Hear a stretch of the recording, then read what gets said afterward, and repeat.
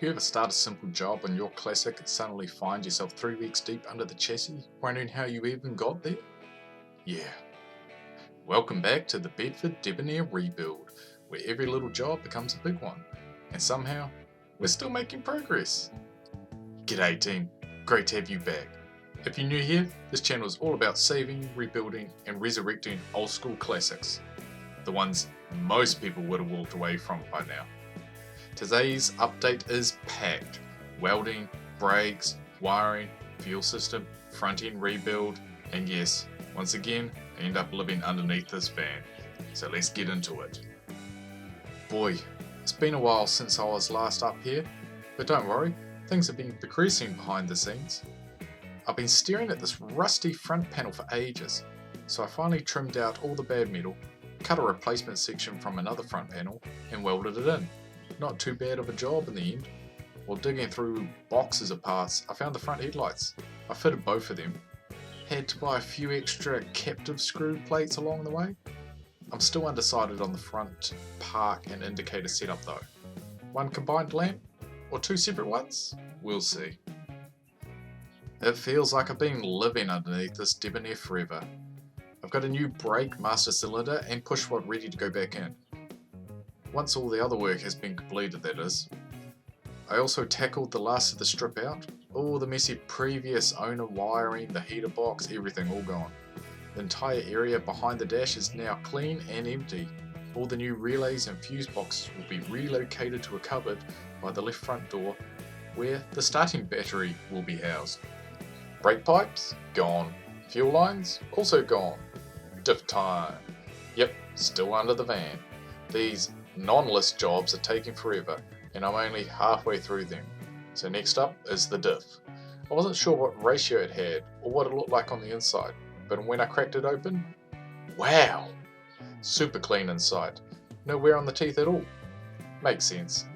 With its previous little 1500cc engine, the diff was never stressed. Turns out it's a 4.5 to 1 ratio, which is high, but not as crazy as a 5.2 to 1 could have been. So I cleaned the housing, flushed out the sludge, cleaned the cover, refitted it, and just waiting on fresh oil. Back to the front. Kind of. Time for a change of scenery up front. Well, sort of. Still underneath. I removed the engine, cleaned the engine bay, and refitted the engine again. All that in preparation for the next major arrival. And here's what happened. Engine mounts welded in. The beast is ready to go back in. Great news, everything fits. Inside of the drive shaft looks spot on. The drive shaft flange came from the CA farm in Gladstone, and Howard Engineering supplied the Trimatic front yoke and built the shaft. Legends. Okay, what's next? Yep, you guessed it. More work underneath. Time for gears. I'm converting the manual 4 on the tree to an auto shifter. Made a bracket on the chassis rail, ran a rod to the transmission and fabbed up a T-piece that slots into the transfork. It works. Ratios aren't perfect yet, but it'll do for now. Might upgrade later. There's too much throw lost from the shifter to the transmission. Chassis repairs now. More undervan work. Again. I had to repair the centre section on the chassis where it had been cut out and modify it to clear the back of the transmission. Clamped it to position, checked the fit, welded it up, painted it, done. Kinda looks like a piece of abstract art, but it's solid. How do you fit a drive shaft hoop when nothing is flat? You just grab it and see where it fits. This hoop was originally for the Austin 7 rat rod build, but never was used. If you want to see something truly wild, check out the Bambina, the Fiat 500 flood salvage build. It survived a cyclone storm and was nearly written off by all the salt water. And we're bringing it back from the dead, piece by piece, silt by silt. Click over to that series, trust me, it's a great contrast to the Debonair and it shows just how far a classic car can be pushed and still saved. Okay, fuel system time. What's that poking up? Chassis clips. More over there and there. Ran them through the chassis for the fuel line. At the end of the line is a fuel pump, and at the back, fuel tank.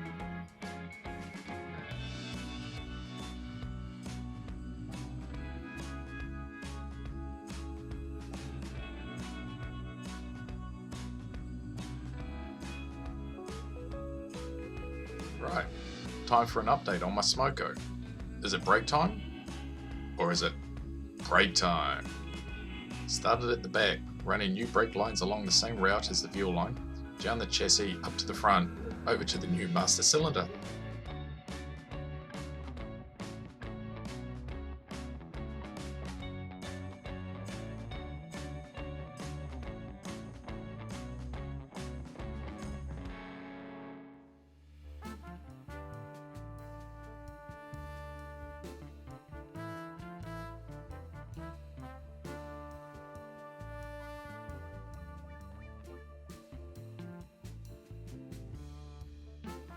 Then back down again through to the right front wheel.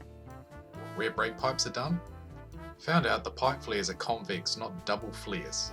Caused a bit of swearing when I noticed.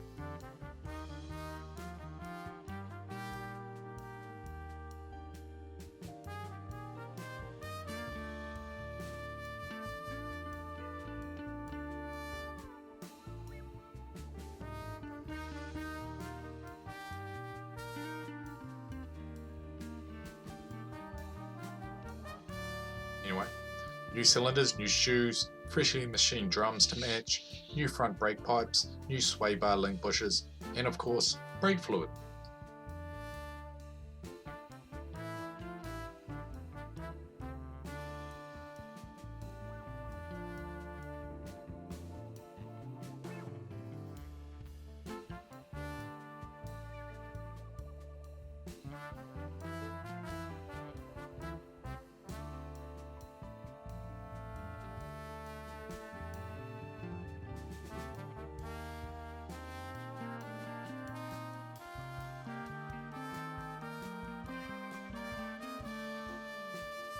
Enough brakes, let's move on. Time for the go pedal. Used a spare accelerator floor linkage and built a setup that works from both sides. Ran the throttle linkage to the carb, fingers crossed it all plays nice. Meanwhile, the Bedford Debonair is getting some more love. Dash cluster stripped and cleaned, switches refreshed, wiring refitted. Ran new engine wiring and tied it into the original loom. This will all be redone later when the main fuse box and battery are relocated. Wiring and more wiring, but now the starting circuit is now installed. Those Holden wiring looms came from Australia and not a bad price at the end of the day. Reassembly begins. Time to finally start putting things back on. Got itchy feet, want to see this thing move. Refitted the V8 8Z Holden radiator. Clearance is acceptable. It's a bit tight and the radiator is slightly wider than the 6-cylinder one, but the inlet and the outlet are on the correct side, so that's a win. Just need to sort hoses and the trans cooler lines. And then, a momentous day. Everything aligned and the Debonair went back on its wheels. Moved all the junk out of the way, even drove it outside. Although the trans shifter made that a bit of a mission, it's starting to look almost new. And a nice empty space in the shed now. Back to the front end. Time to tidy up loose ends. Finalised the accelerator linkage mount, drilled and tapped holes, added sealant, should last forever now. Pulled the front end off again to remake some stuff. The inner front guard extensions were very rusty, too far gone to save. Picked up a folder that bends 2mm steel and made new ones. Test fitted them to the grill to make sure the bolt holes lined up. They turned out mint. Time to finish the front. Painted the inner front panel and fitted the new V8 radiator. Getting all the bolts in for the first time was a nightmare.